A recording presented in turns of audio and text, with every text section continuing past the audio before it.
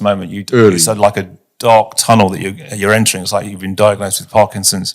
You really don't know what's coming along in your life. And actually, you tend not to die from Parkinson's. You tend to die with Parkinson's. But it's the way you manage the journey in the meantime. And if you're fearful and you limit your life because you're concerned about the disease, then you won't get the most out of it. You need to continue to live life to the fullest, you can. But your life expectation is not differently from mine.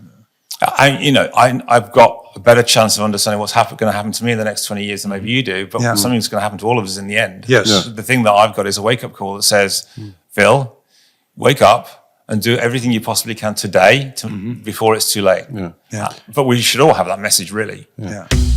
Welkom bij Doorzetters. Hier gaan we in gesprek met inspirerende gasten, rasechte ondernemers, idealisten, vakidioten en echte doorzetters. Amdax is trotse partner van Doorzetters. Beleg net als Ruud en Richard veilig in crypto bij de vertrouwde bewaarpartij en cryptovermogensbeheerder van Nederland. Welkom bij een nieuwe aflevering van Doorzetters, waarin Richard Bros en ik elke week praten over hoe mensen uitdagingen overwinnen en alles wat ons als ondernemers bezighoudt. En we krijgen steeds meer goede reacties op de show, daar zijn we heel erg blij mee. We gaan straks natuurlijk de reguliere rubrieken doen. Gek of geniaal, de ondernemer van de week, de blunder van de week, de deal van de week. En vandaag praten wij voor de tweede keer in dit programma in het Engels met Phil Robinson. De eerste keer was vorige week. Toen waren wij in Dubai. Daar hebben we gesproken met Hussein Mohammed Al-Malmoudi. Je bent goed in naam. Ja, altijd. En die uitzending die komt over een paar weken online. Vandaag, op het moment dat we dit programma opnemen, is het 19 april. Dus belangrijk, omdat er misschien actualiteiten in zitten die tegen de tijd dat iemand misschien over een paar maanden luistert niet meer zo actueel zijn. Eerst maar even de actualiteit. Richard Bros, hoe was je week? Ruud. De week is goed. Het is lente en daar ben ik altijd heel blij mee. Dus het zijn weer terrasjes en zo en een beetje zonnig weer. En ik heb geluk dat ik een auto mag rijden waar het dakje van af kan. En dat is heel fijn. Je bent een bevoorrecht mens. Ik ben een ongelooflijk bevoorrecht mens, ja. Dus nee, het is een fijne week. Ik merk wel dat die week in Dubai, waar we natuurlijk waanzinnige podcasts hebben opgenomen en gesprekken hebben gevoerd voor een aantal mooie bedrijven, dat voor je het weet ben je weer heel erg druk. Want één gesprek resulteert in nog een gesprek en nog een gesprek. En dan loopt die agenda zo vol. Dat maakt me soms een beetje nerveus, omdat het zulk lekker weer is. Mm-hmm.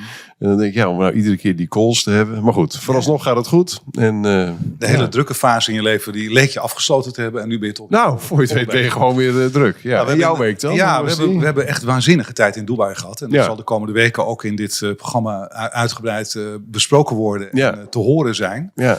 Maar ik kwam terug uit Dubai. Toen heb ik de volgende dag 3 presentaties van de State of Tech gedaan. Tuurlijk, ja, jij was heel druk. Heel erg goed. Het zijn 115 slides die ik er in een half uur doorheen knal. Nou, je deed me in Dubai ook. Ja. En ik vond het heel mooi tijdens zo'n iftar. Ja, ik weet niet, is dat gefilmd? Ik denk het wel. Hè? Ja. Dus ook wel wat dingetjes van terugzien. Maar we zetten hem nog niet online. Want ik wil hem eerst nog eventjes zo hier en daar in den landen doen. En we gaan niet alles zelf. Oh nee, dat is waar. Ja. Dus, ik was wel, toen het uiteindelijk vrijdagavond was, toen was ik wel redelijk uitgeteld. Ja. Ik heb het weekend ook buiten gewoon rustig aangedaan. Om daarna op maandagochtend verder te gaan met een aantal zaken. Ja. Die wij in Dubai in gang hebben gezegd. Dus dat was mooi. Oké. We gaan naar onze gast, Phil, welkom.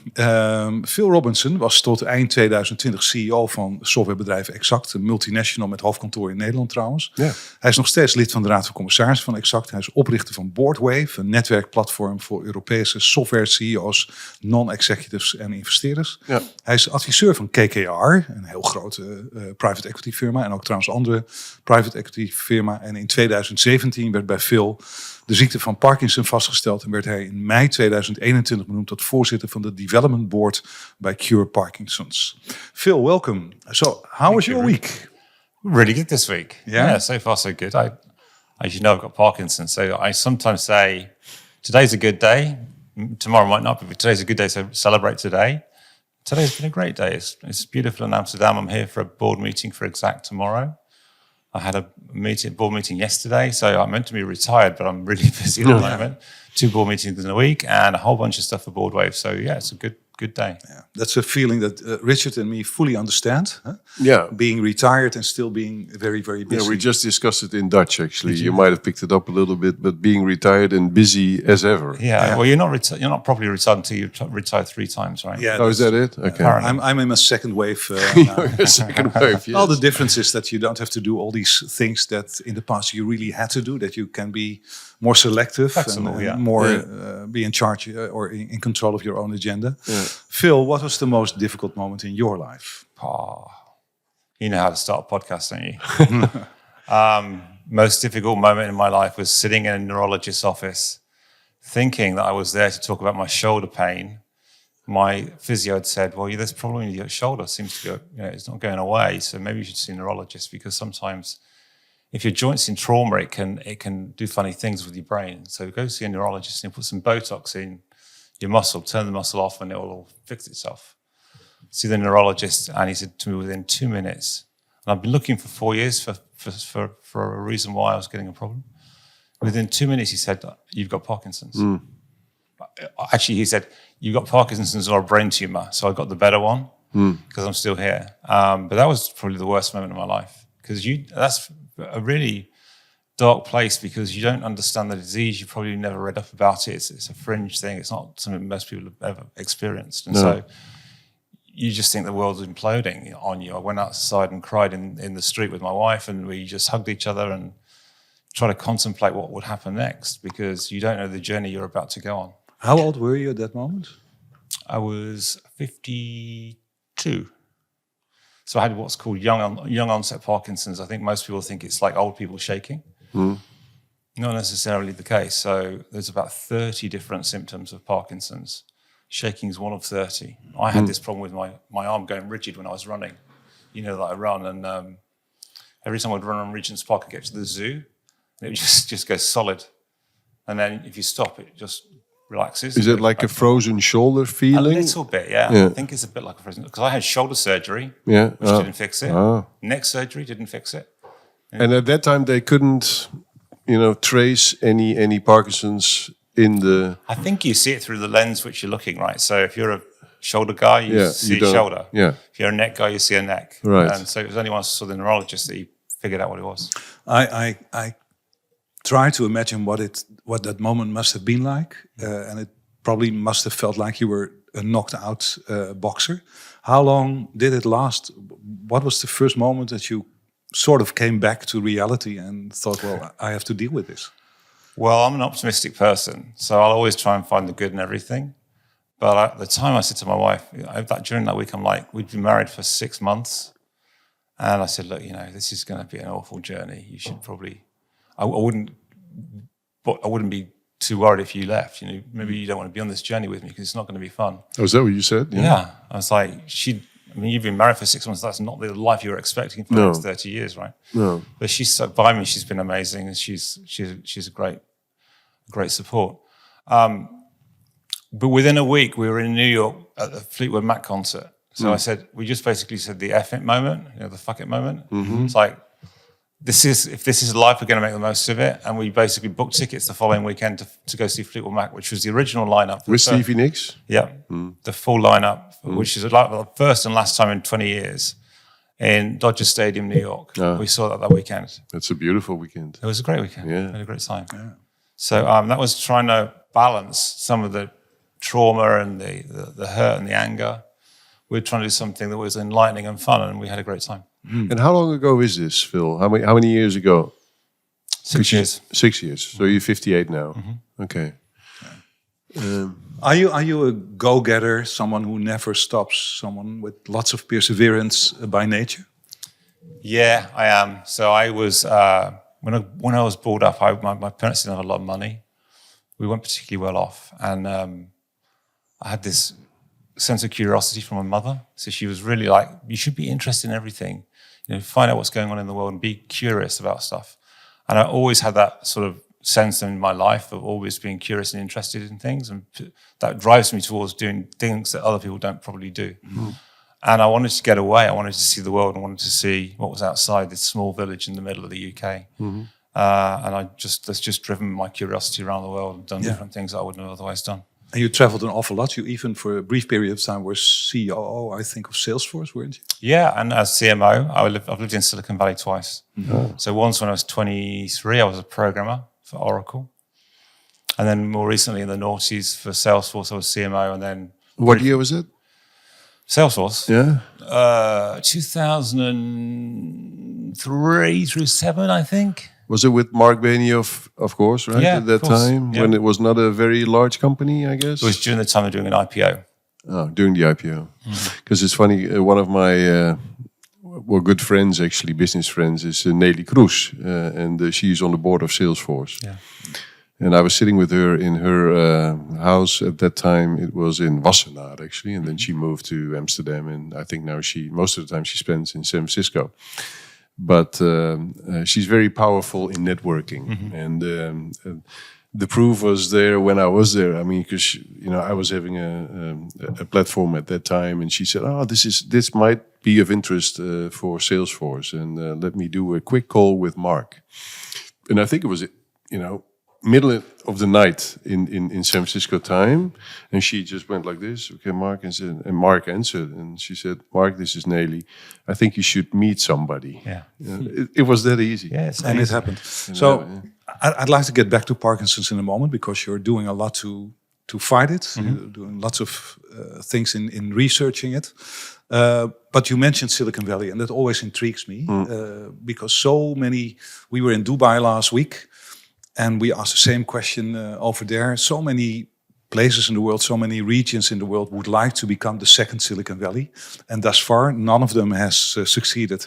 What makes Silicon Valley, in your opinion, so special? It's a unique place, right? So this is a question I've been trying to answer more recently with this initiative, which is Broadway, which we'll maybe come on to later. Sure. But the thing that makes it unique is not access to capital. People used to say there's more money would flow there. Today, access to capital is a global market. You can get money pretty much anywhere for the right investment. They used to say that we're less risk averse than maybe the Europeans. I think it's to do with geography.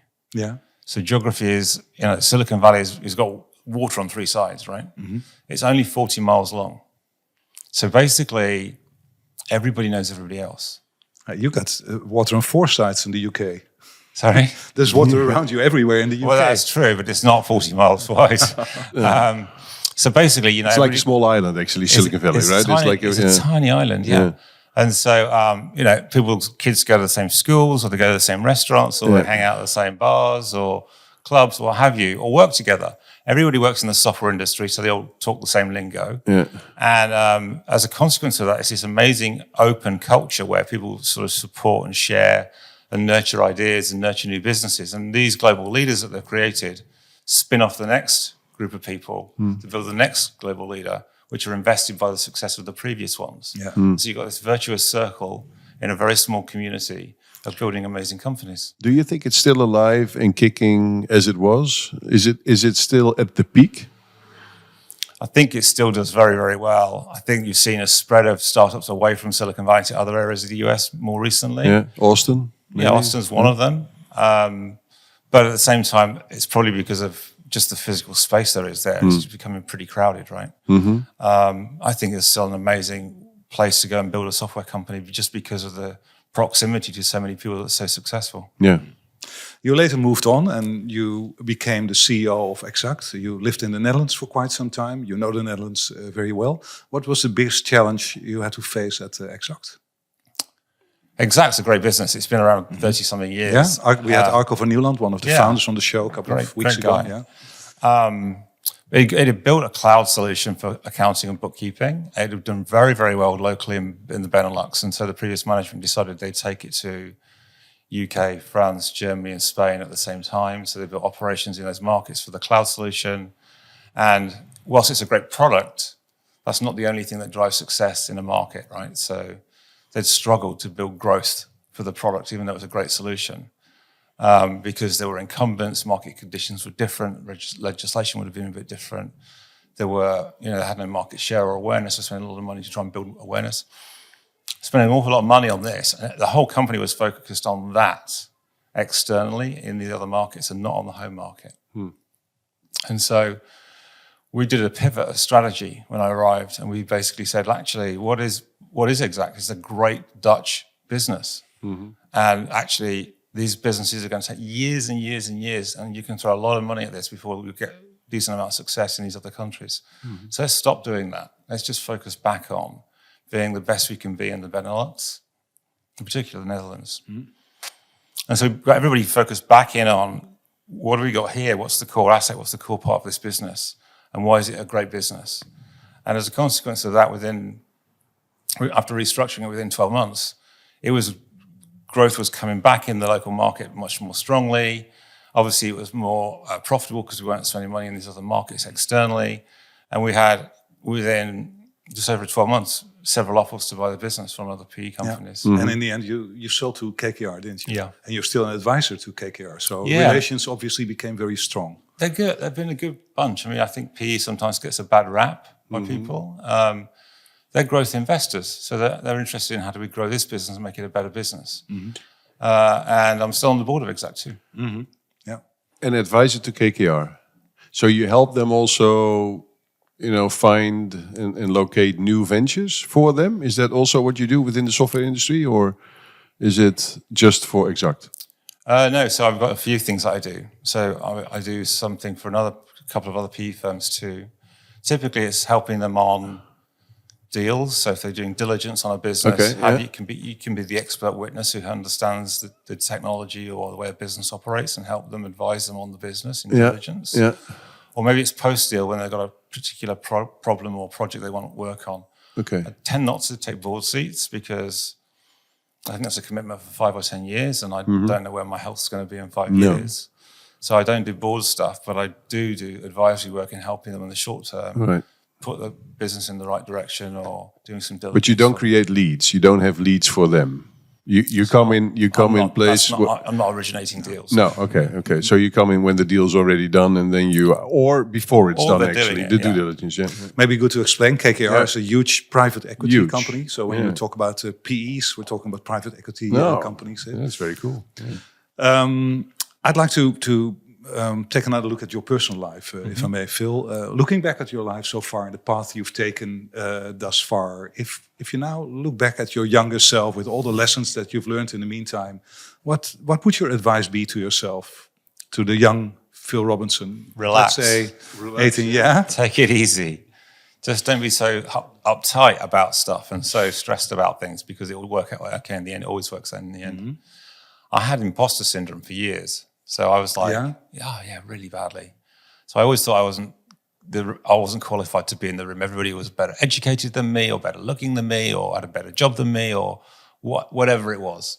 And so it took me to my 40s to get over it. And what made you get over it? So how did you change that?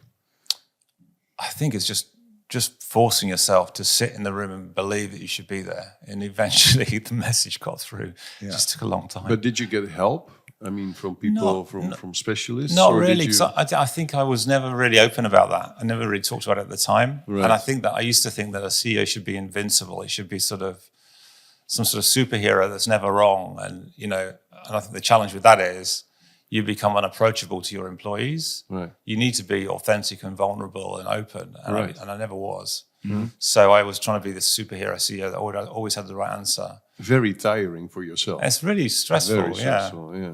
And are you still mentoring maybe other young CEOs, startups, scale-ups, where you provide them with that lesson? Yeah. So we do a lot of work with Broadway. We've got about 750 CEOs and founders that are part of our group that we help with their careers, their leadership, their style, their business, and trying to make them build a better business. Yeah. Coming back to Parkinson's, first about your personal situation, how is the illness progressing? It's interesting because everybody that I see says, "Oh, you look so well," and you actually do. Yeah, thank you. And it must be very slow growing, or slowly progressing, and you don't see the inside, right? You see the outside. And so, as I said, the 30 symptoms of Parkinson's, shaking and poor stance or poor walking or slow walking is part of it. There's a whole bunch of other things. So it's to do with the part of the brain that produces dopamine, which is the thing that the brain uses to transmit signals to your body to move, whether that's moving your arms and legs or it's moving subconsciously. So it could be your iris. If it gets dark in the room and your iris opens out to let more light into your eye. So I don't see very well in the dark because my iris doesn't open properly. Or some days like my voice box is tight, so I slur because my voice box is moving because the dopamine's not sending the right signals. Or I get brain fog and I can't remember what I'm going to say. Happens in the best. Yeah, of I families, know. by the way. Maybe just age. Yeah. Or my stomach, right? So your gut and your digestive system, because there's a sort of peristaltic movement that your stomach has to digest the food, and that stops working as well. So that whole process of digesting food and getting rid of it is something that's compromised. And then there's a whole stuff with brain chemistry around mood, low mood, depression, anxiety, and also sleep. So sleep is one of my biggest issues. I'm an insomniac, which I never used to be. And so I wake up at 2, 3 in the morning. If you get an email from me at 2 in the morning, you'll know why. Yeah. And then you can't go back to sleep? Is No, it? it's like your brain's telling you it's time to wake up. Oh, really? It's like you're wide awake. So if you 6, 7 years ago when you were still healthy, or at least you didn't realize yet that you were suffering from Parkinson's, Yep. how big a percentage of your life has changed as a result in your day-to-day routines? Quite a lot. You've got to really plan your time carefully. It's about energy management and conservation. So you need to have a routine. You need to eat at the same times. You need to take your tablets every 2 to 3 hours. You need to try and get decent sleep as best you can, because if you get less sleep, the symptoms are worse the next day. So it's like a vicious circle. So a lot of it is about energy conservation and management. And if you can do that, sometimes I go to sleep in the afternoon too. If you can do that, you've got a better chance of the next day being a good day. Yeah, but you told me just a minute ago that you're still a runner. Yeah. You do 5K runs, and if you're talking about conserving energy, that's Yeah, but one of the best things for Parkinson's is to be active and exercise. There's a guy, So keep on going. keep actually. going, right? And there's a guy in the Netherlands who's world famous, a guy called Bas Bloem, who's a researcher at Nijmegen, who's done a whole bunch of research about the benefits of exercise and Parkinson's, and that basically says, whatever you thought you should be doing to keep fit, do more, because the more you can do, the longer you'll stay active, physically at least. So the most, I think, well-known person with Parkinson, I think, is Michael J. Fox, right? I mean, he's taking all the airtime talking about it and getting money for research. Is he one of your examples how to cope with this, or how to educate, or did you ever meet him? No, we work with his organisation. So Yeah. I'm on the board of the development board of Cure Parkinson's in the UK, and we raise money for research into a cure. Right. So often we co-fund projects together. Okay. I think everybody copes differently. Yeah. So I speak to a lot of people that are newly diagnosed, because that's the worst moment. Early. It's like a dark tunnel that you're entering. It's like you've been diagnosed with Parkinson's. You really don't know what's coming along in your life. And actually, you tend not to die from Parkinson's. You tend to die with Parkinson's. But it's the way you manage the journey in the meantime. And if you're fearful and you limit your life because you're concerned about the disease, then you won't get the most out of it. You need to continue to live life to the fullest you can. your life expectation is not differently from mine. I've got a better chance of understanding what's going to happen to me in the next 20 years than maybe you do, but something's going to happen to all of us in the end. Yes. Yeah. The thing that I've got is a wake-up call that says, Phil, wake up and do everything you possibly can today before it's too late. Yeah. But we should all have that message, really. Yeah. Now, what they say about stress is actually, I think, the biggest killer, right? And we don't acknowledge it somehow. But stress, I mean, we talk about cancer and we talk about all the other, not so nice stuff, but stress. And how do you cope with stress? Because you said, okay, until your 40th, you were very kind of stressful. I think the combination of let's say being stressful and Parkinson, or stressful and having cancer or any other serious disease is a multiplier on the effect. Yeah. How do you cope with that and the busy lifestyle you still have? With the working days that you make. Serious companies you try to give advice to. Is that something that that came over you, and stress left the building? I think I firmly believe that stress and holding things in causes your body to exhibit other characteristics later, like other disease could come from just holding stuff in. You need to let it go. Yeah. Parkinson's is interestingly somewhat related to the gut. We think there's a relationship between the gut and an autoimmune response in the brain. Yeah. And there's all sorts of things going on around there with stress and how you manage it. Yeah. But I retired from Exact, having done, I think, 2 years after KKR bought the business. I carried on for a while. And we got another guy called Paul Ramicus, who's a long-time executive at Exact, now CEO. Mm-hmm. So I retired to go back to the UK and to not do the things I don't want to do and not to be completely stressed about my life and my work. And so now, I'm busy, but I'm doing the things I pick and choose to do. Mm-hmm.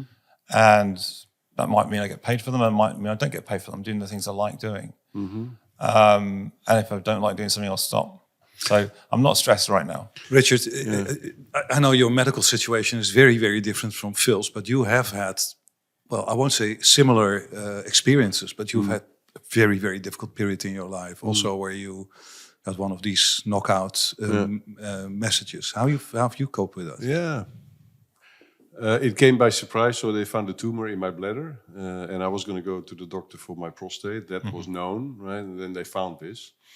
And I remember I was working in Barcelona, and I got a call from the hospital by a lady who really said, Richard, how are you doing? How are you feeling? What is your... And I thought, what is my feeling? How am I doing? I'm working in Barcelona, everything is fine. I kind of forgot about it, right? To be honest. But other people didn't forget about it. And now I say, because this is 6 years ago, I say, I wish everybody had a disease like mine, as long as you don't, if you don't die. Mm-hmm. Because, what you said, it's a wake-up call. And the issue with yours is it doesn't go away, right? Mm-hmm. That's what it is. Mm-hmm. But if you can cope with it, right, and it what doesn't kill you makes you stronger. Yeah.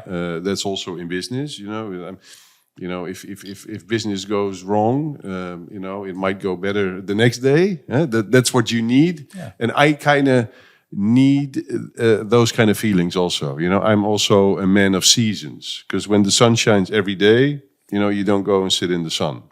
Just go travel the world where it's sunny, people are inside. Mm-hmm. And like in Amsterdam, we're very happy with this weather. The sunshine, everybody is cheerful. And so I think if you take the highs and the lows, and that's something, that makes life. Yeah. It's not easy when you're in a low, right? But yeah, I think for myself, it's helpful. Just like you, Ruud, you've had not an easy trip for the last, 12 months, right? Mm-hmm. It's not, but I think, okay, so this podcast is called Doorzetters, right? So we don't give up. And then he always says, well, I'm sitting next to the most, how do you call it? Optimistic guy, right? You don't hear that, but that's what we say in Dutch. Okay. And it's very, very difficult to keep optimistic. Yes. Yeah, in certain times. Yeah. But how do you cope with that then? Because I think it's in my nature. Giving up is just not an option. And sometimes that's really hard. Yeah. I really had some hard, I really had 12 difficult months. My co-founder committed suicide. Yeah.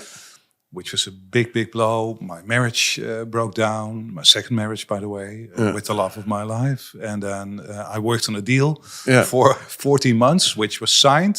Due diligence was done, and that didn't go through. So but there's only one thing to do. You have to go through. And what we did, and I also suffer from some medical issues. I've had skin cancer for many years. I'll have to do this show for 6 weeks with a hat on literally a hat on my head. In this summer. You just have to go through. And I remember that at really the hardest moments, about a week after the funeral of Patrick, my co-founder, Marleen, who's the producer of the show, invited me to go to Dubai with you. And I remember that I jumped out of a plane above the Palm Island together with you and Marleen. Yeah. And I remember standing in that plane and looking down at the palm. And I thought, this is so amazing. Life is really worth living. And just go for it. And then you go through, and then you realize that there are good times, bad times, and I think you thoroughly enjoy the good times much better as a result When of you the have bad as times, yeah. Phil, coming back to Parkinson's, you're fighting it on a personal level. You're also fighting it business-wise. You're on the board of Cure Parkinson's, and there's Boardwave. Tell us about both. Okay, well, let's start with Boardwave, because we sort of touched on this uniqueness of Silicon Valley and why is it so successful. I think it's geography and people being close together and open and helping each other. We got the same talent, we've got the same capability in Europe. Those people that have got that experience are just highly fragmented and isolated.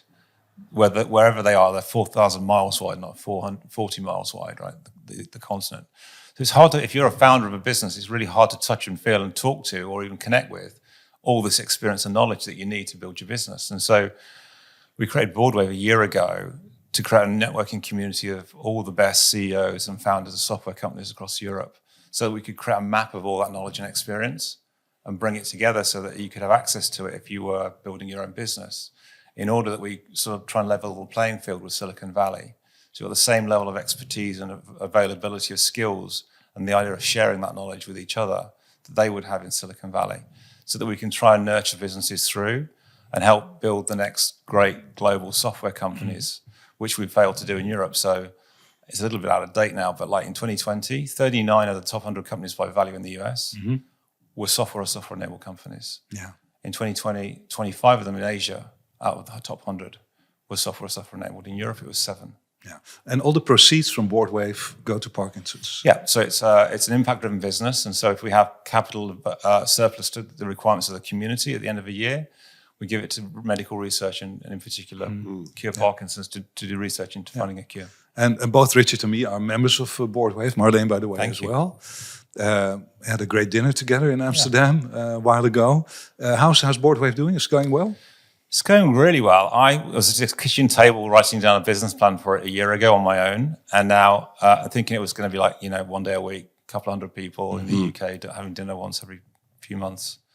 It's just exploded across Europe. It's got 750 members. Yeah. We've got 50 sponsors, 25 investors who are sponsoring it and paying for it. It's free to join if you're a CEO or a founder. So we try to create democracy. There's no hierarchy. So if you're a complete novice startup founder, you're on the same level as, I don't know, a Leo who built SAP or Chano who built Workday. They're on the same level and we're helping each other together. So it's free for them to join. And so, it feels like there's a gap in the market that we're filling.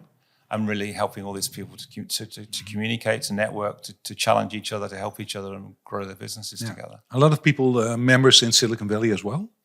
No, it's just for Europe. Just for It's Europe. trying to make sure that we can level up Yeah. against the Americans. And the idea came from yourself. Yeah. Okay, so the name, why called Boardwave? I wanted to call it Motherboard at the beginning. Motherboard, yeah. Because it's like the mother. If you're on the board of a company, then this is the motherboard of all the boards. But for some reason, that failed the test when we tried to buy the URL, so it ended up as Boardwave. I like it. Good name. So, how are things going at Cure Parkinson's? They're going well. I mean, it's a small charity, but it's doing incredible work on a global level to do research into a cure. It has a different approach to most people. So if you start something from first principles all the way through to getting a drug to market, it can take 20 years. That's too long. We've got an urgent need right now. And so they basically take existing substances that are already approved for human consumption for something else. And then they test them for the benefits of the curative benefits for Parkinson's, which shortens the time to market to 5 years and the cost of delivery of that drug as well. So right now on a global scale, there are 6 phase 3 trials of different drugs that are out there. Phase 3 is the last phase before it goes to the regulator for approval to go to market, of which 2 came from Cure Parkinson's. So 2 out of 6 is a pretty good hit rate Yeah. from a relatively small charity in the UK. They've got a global network of researchers. So there's got this panel of the global experts. And the idea, what they do is the researchers at Cure Parkinson's build a portfolio of thousands of potential projects every year. They then prioritize them down into a few hundred. And this committee gets together once a year. I think it's in Grand Rapids in the US. And they review this portfolio of projects. And they pick the 5 best. And their 5 best are the ones they try and fund, either funding that ourselves or in partnership with a government or in partnership with Michael J. Fox Foundation or some other funder to get that project funded and started. And is progress actually being made? Yeah, progress is being made all the time. It's interesting because the last real breakthrough was levodopa, which is the synthetic dopamine that we all take if you've got Parkinson's, which is 50 years ago. So there's no major breakthroughs for a long time. But there's these trials now that are getting close to getting to market, which have got curative benefit. I'm doing one of the trials. So just to give you an example, it's called exenatide. It's an injection that you take for diabetes. So it's to do with your pancreas and making insulin. But it also happens to be neuroprotective, we think. So if it's neuroprotective, it's protecting the cells in my brain that are dying off, which are causing me to have a lack of dopamine from dying off. It makes them last longer. So therefore, it should slow down the disease or the progression of the disease. So we'll see the results soon. But that's the theory of it anyhow. It's probably also hard to see the results because it's slowing down the process, so you can't notice that you're getting better. You can't know. No, you don't know. You're not getting... How do you cope with the competition? Because I mean, that's an ugly word, but competition in diseases, right? So it's like Alzheimer, it's like diabetes, it's like cancer, and then Parkinson. Okay, because I mean, money, is needed, right? But money can only go, I mean, either to the left, to the right, or and then the whole charity around getting money for cures. How do you? It's maybe a strange question, but you want the money to go to Parkinson, right? Of course. And if you have Alzheimer, you would love to see the same money go to Alzheimer. Wouldn't it be fantastic if somehow, somewhere, I mean, it all unites and then It would be great if that was the case. Wouldn't it? Yeah, that would be great, huh? But not the case. I mean, Not the case. if you took all the money and focus we had on finding a vaccine for COVID and applied that to the same problem of finding a cure for Parkinson's, you'd have a cure in 6 months. Okay, so I genuinely think so. Yeah. I mean, I can't. But take prove that as a road as a process, as creating software, creating code for software, right? Because we delivered the proof with COVID, because everybody, it was agnostic, right? I mean, countries, everybody worked together. Yeah. For COVID, because everybody at that time was afraid to die. Yeah, everybody has the same interest. Yeah, it didn't. I mean, if it's man, woman, black, white, young, old, everybody was afraid at the same time. Yeah.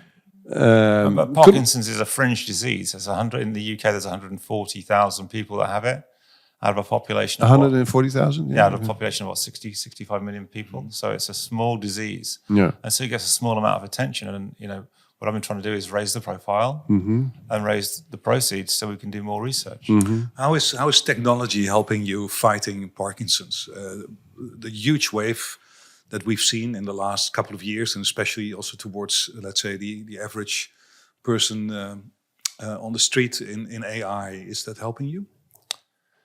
I'm not the expert on how we're using AI for Parkinson's research. I mean, there's quite a few board wave members that are in medtech. And what AI can do for medtech is unbelievable. Whether that's looking at an X-ray or an MRI scan and identifying with far greater accuracy from a diagnosis of cancer than a human being can do is unbelievable. Or there's a company called Causally, which is one of our members in the UK, who's using AI to try and speed up the medical research process of finding cures and investigating curative benefit through using AI. So there's all sorts of ways of applying AI to medical research and medtech. So, I mean, it's one of the great examples of how you can use AI for a good reason. But when you then hear a plea from Elon Musk and Steve Wozniak, founders of Tesla, amongst others, and Apple, to stop the development because there's so many potential dangers involved with AI as well. What do you think? Because it's in your interest that AI, especially the medical side of curing diseases, progresses ASAP. Yeah, it is. And at the same time, in the software industry, AI can replace a whole lot of software companies like overnight if you're not careful. People that are CEOs of software companies or founders of software companies need to embrace that technology because it's going to fundamentally change the way you develop code. It can write the code for you without you having to do it yourself. So there's a whole shift going to happen in software and also medical research. It's unbelievable the power that we've got, and the rate of change is amazing. We used to talk about software releases happening every year or every quarter. Then we talk about things taking months, and now we're like it's days. You know, I don't know if you've seen Auto GPT and GPT-4 and It's incredible. the power of those. Auto technologies. GPT is really incredible. Yeah. It's like GPT-4, I think, is 10 times more powerful than GPT 3.5, and Auto GP runs on its own. It's like crazy. Yeah. Well, we started discussing the whole GPT when we started this podcast, right? And at that time, I mean, once in a while you saw it in the newspaper or you heard, you know, in some news areas. But I think since we started Doorzetters, Ruud, you were the one that kind of opened it all up, right? I mean, everybody, it's a joke, of course, but everybody now is talking about it, right? And It's in a format that people can understand. Anybody on the street, if they're not even a technologist, can pick this thing up and use it and understand and understand exactly what its potential is just by touching it and feeling it. It's like the same impact that Netscape as the first browser had on the impact on the internet. Before it was a technical infrastructure that nobody understood. It was sort of a grey area. And suddenly you had this thing where you could look at it, which was a user interface, which was easy to use, a browser. And then everybody was like, oh my God, now I understand what the internet's for. And it feels like it's the same moment for AI. It's suddenly there's a technology, even my dad is 83, you can look at it and type a question in and get an amazing answer. did you see Drake or which Yes, is not I Drake? heard it. Amazing. Okay, so I mean, the IP of your voice is actually the biggest scary stuff, right? I mean, you did a small test on your voice. Yes, and I even mentioned that to Phil I as did. well. I went and tried it myself. It wasn't perfect. It was pretty No, but if good. you just keep on doing, I mean, but the Drake thing. But maybe to explain to the average listener, you know, if you record 3 seconds of your voice, Microsoft can already, let's say, completely recreate your voice. It's 20 seconds at certain other companies. And I said to Phil when I spoke to him a few months ago, I said, I could imagine that you want to that you want to save your voice in case ever Parkinson's hits you even worse. That you can still, if you would have to do text to voice, that you can still use your own voice to communicate. So that's amazing. Huh? It's unbelievable, isn't it? Yeah. It was pretty good, but it wasn't. Yeah. Perfect, Well, and now Drake, and that's what you were mentioning. what is Richard. Drake? Drake is an artist, a rap artist. I mean, the biggest artist. And by far. someone took his voice literally and yeah. asked ChatGPT to first create the lyrics to a new Drake song. Yeah. And then he copied his voice. But also copied his who he is, right? Yeah. It's a deep fake also. Yeah, it's a deep fake, So he but- has nothing to do with it. But he created a new hit out of Drake's voice. I think it's Together with the Weeknd, isn't it? That he it's did. unbelievable. And I was listening to it on Monday morning, and it already had a few 100,000 Just streams. a quick question on how your knowledge, right? Who bought the house? Oh yeah, that's I gave it away actually. So Reinoud Oelemans sold his Reinoud, house to who? To the Weeknd. Yeah, I know Reinoud well. By the way, Reinoud should be on the show as well. Yeah, We'll would be invite nice. him. So I need to listen to Drake when I leave. Yeah, well, I'll send you a link, that'd and be we'll put great. it in the show notes as well. Coming back to Parkinson's, what do you consider to be the largest misconception about Parkinson's? That it's just for old people that shake. Yeah. And it's not. It's young people can get it. The people I know that are in their 20s and 30s that have it. Is there any way to avoid it? Or is it just it's in your DNA? Bad luck. No, it's 10% genetic, 90% environmental. So 90% is to do with, we think, is to do with pesticides. So the things that we spray on our food to make them the crop more abundant, then we're all eating it every day. Some small number of people become, somehow allergic to that drug or that the substance. And that's what they think causes 90%. But if that's the of case, Parkinson's. most of the Parkinson's should be in the US then, right? Where they... There's a lot of people in the US that got it. Yeah. But it's everywhere. And there's some research actually out with Bas Bloem in the Netherlands about some pesticides that we use, that are commonly used, that can cause some people to get Parkinson's, we think. So, and can you define later what the real source of the Parkinson's was? If it was genetic or if it was... Well, indeed- you can do a DNA test, Yeah. which I did, and it's not genetic for me, so it's from something else. But it's not, doesn't really help me. I mean, helps my kids because I know they're not likely to get it, which is good. But I mean, you've still got the same disease. What if you and you mentioned earlier in this podcast that you especially work with people who have just received the news, and that you try to convince them that it isn't the end of life. Yep. So if anybody is listening to this who has just been diagnosed, what would your advice to them be? I go and try and find some other people to talk to that have had the disease a while, that are of a similar age or age group. You can go to local, if you're young, you can go to local groups, which are self-help groups, and you'll be, the room might be full of old people, which are not the same demographic as you, or may not have the same symptoms as you. So I'd recommend finding someone of a similar age group. And just talk to them about their disease. If they've had it 5 years, they can tell you what your next 5 years might look like. And actually, there's a period when it's not so bad and it's going to be fine. And you wake up every day and the sun's still shining and you can still do most of the things you were always doing in the first place. So it's not as bad as you might think it is. That first day or the first few weeks when you're like, oh my God, this is terrible, is a dark place to be. But actually, you learn to live with the disease. You learn to make it part of your life. It's like a third person in the room sometimes, but you learn to live with it. And once you've grasped what happens to you and how it affects you, you can pretty much cope with it. Is it also the elephant in the room every now and then? Do people dare to address it with you? Some people are very open to how are you, and everyone says how are you when you walk in the room. It's just a greeting. But the person that said it a second time said, well, no, actually, how are you? Yeah. Then I think they're interested in hearing, and I'll tell them what's going on right now. So if you look at your own future, let's say the next 5 to 10 years, what's your perspective? What are your plans? What do you want to achieve? I don't know what's going to happen with my disease in the next 5 or 10 years' time. I might be in a wheelchair in 5 years. I might be in a wheelchair in 20 years.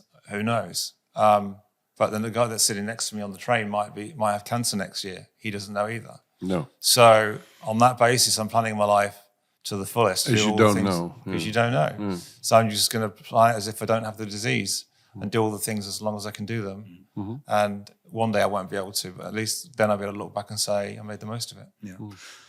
Phil, if anybody's listening and who wants to either put in some money for Parkinson's research, or someone wants to become a member at Boardwave or whatever, where can we reach you? How can they connect with you? Sure. So Cure Parkinson's is a UK-based charity. It's www.cureparkinsons.org.uk. They've got lots of information about the research there. I've got a blog that I wrote when I was in the Netherlands about coming out and talking about the disease. It's called stirrednotshaking.com. Yeah. So have a look at that if you're interested. If you're newly diagnosed and you want some information about the early days of the diagnosis, that was the first 2 or 3 years of my diagnosis on a blog. And Boardwave, if you're a CEO or a founder or a C-level executive in software in Europe and you're interested in working in the community to help other people or get some support, it's free to join. Come to www.boardwave.org. Yeah, we're going to put this in the show notes as well. Phil, thank you very much for being here. Thank you very much for being so open and frank and sharing your stories and experience with us. Ruud, it's a pleasure. Thank you so much for inviting me. Really enjoyed it. We have about another 15 minutes to go where we go through our, let's say, regular format. We're going to do that partly in Dutch, but please hang in there because we're going to ask you some questions in English as well. So thanks again. Geschift of geniaal? Richard Bros. Nee, het gaat niet. Ja, nee. Ja, ben ik het? Nee. Dat zal gek zijn dan, hè? Rupert Murdoch. Vanmorgen het nieuws initieerde de schikking van bijna $800 miljoen tussen Fox News en Dominion Voting Systems, fabrikant van stemmachines. Hè? Ja. Een van de hoogste schikkingen ooit in de Amerikaanse geschiedenis. Dominion Voting Systems werd ervan beticht te hebben geholpen bij niet bestaande fraude bij de laatste verkiezingen tussen Donald Trump en Joe Biden. Eiste 1,6 miljard van Fox. En Fox News heeft nu besloten bijna $800 miljoen over te maken. Toch al dat ze schuldig zijn. Ja, dat is toch gewoon... Ze maken geen excuses, maar ze staan natuurlijk wel echt. Ja, ze kopen het af. Ja. Ja, ik vind het wel een onwaarschijnlijk groot probleem. Hè? Ja. Dus even die verkiezingen die gaan zo meteen natuurlijk weer komen. En je hebt natuurlijk Trump die gewoon warm loopt eigenlijk. En dan denk je, ja, maar als dit eenmaal heeft gekund, ja, waarom de volgende keer niet? Ja, ja. Fox News heeft de afgelopen 24 uur 4 keer met in totaal 6 minuten lengte aandacht besteed aan het feit dat ze zelf gewoon veroordeeld zijn, omdat ze gewoon permanent maandenlang gelogen hebben. Ja, ik was een beetje in shock, want ik zag in de Volkskrant zag ik iets van 10 foto's van mensen die bij Fox News natuurlijk zitten en die uiteindelijk de stempel drukken. En daar was, ik weet nog dat ik in Amerika woonde en ik ben even Maria, ik ben even de achternaam kwijt. Maar zij was een enkele dame. Een enkele dame. Ik heb met haar gewerkt bij NBC. Oké, ja, nou, lang ze geleden. zat natuurlijk bij CNBC. CNBC juist. Ja. En ik vond het echt ontzettend goed altijd. Ja. En nu heeft ze de overstap gemaakt. Dus ik wist niet eens dat het is gebeurd. Maar die zit nu bij Fox News. Ja. Ja, Lou Dobbs ook. Vroeger ook gewoon ster van CNN. Ik vind het eigenlijk zonde. Ja, het is heel erg zonde. Heel erg zonde. Maar Rupert Murdoch op zijn 92ste ontloopt een gênant getuigenverhoor. Have you been following, Phil, the whole Dominion voting systems case against Fox News? No, we're not going to bother you with it then. Sorry about that. De ondernemer van de week. Our entrepreneur of the week, onze ondernemer van de week. Elon Musk started a new Dat is venture. die weer, ja. Je komt er ook niet los van. Het nieuwe natuurlijk. bedrijf heet X en gaat zich richten op, ja, daar is hij ook weer kunstmatige intelligentie, AI. Werd in maart gelanceerd in de Verenigde Staten. En X-AI gaat het heten, moet een concurrent worden van ChatGPT. Have you been following that, Phil? Yes. Elon Musk's news plans with X. And do you think there is of course, OpenAI and with ChatGPT and Microsoft now are in the lead. Do you think there's lots of space available for runners-up to catch up with them? I think it's a race. It's like a space race from the 60s and 70s. And it's not just the US that's involved, it's a global thing. And I think it's a scary place to think about where the end might be. So I'm sort of super excited on the one side of what the technology can do. But also We're talking afraid. medical research, but I'm also scared about what it could do if we let it continue in the wild. Yeah, Well, we don't hear anything about Alibaba because last week Alibaba announced. And if you think about, the users in China, which are quite a few, it's difficult to compete, I think. Well, Baidu already announced Ernie, their own ChatGPT competitor. But the problem in China, of course, is censorship. Yeah. They want to control everything. And in this case, they can't control those AI systems, those large language models. And therefore, they're losing the race for the time being. Dus we're gonna see. Wat denk jij? Gaat Elon Musk dit gaat hij het redden? Ja, nou, ik volg dat hele Twitter-verhaal natuurlijk. Hè, voor die 43 miljard die hij heeft betaald om Twitter te redden en weer een beetje positief te laten draaien. En ik vind het ook heel complex. Weet je, redt hij dat nou wel of niet? En die berichtgeving daaromtrent, die is heel ondoorzichtig. Het is totaal niet transparant om te zien wat er nou gebeurt met het ledenaantal of even hoeveel mensen betalen. En daar ben ik wel heel benieuwd naar, want dat zal toch een keer moeten gebeuren. Hij zegt dat het beter gaat. Hè? Phil, what do you think? You've been a CEO of Exact Software, and now there's Elon Musk who's running Tesla, Neuralink, the Boring Company, SpaceX, Twitter, and now he wants to start a sixth huge company. How does one handle that? Well, he sleeps on the floor in the office most of the time, right? Yeah. Apparently. I think he must have an amazing recipe for how he hires great, talented people that support him, because he can't possibly do that on his own. So there must be a great team of supporters that are working with him on any of these businesses. Twitter's gone from I think it was 8,000 people to 1,800 people. I mean, it's slimmed it down incredibly. The question is, was that the right thing to do? I don't know, but I mean, you must have a way of managing a business that's a little bit different to other people. If you can make those changes and it still continue to survive and do well. You have one advice for hiring clever people? What's the best way to hire clever people? For any entrepreneur listening at this moment? I think you've just got to, it's a numbers game. I think you've got to keep looking and recruiting, not just hire the first person that comes along. Just keep looking until you find the smartest person you can find. And always hire the person you wouldn't mind being your boss. Ja, I heard about... De deal van de week. Ja, sorry Mr. Bros. Nee, geeft niet.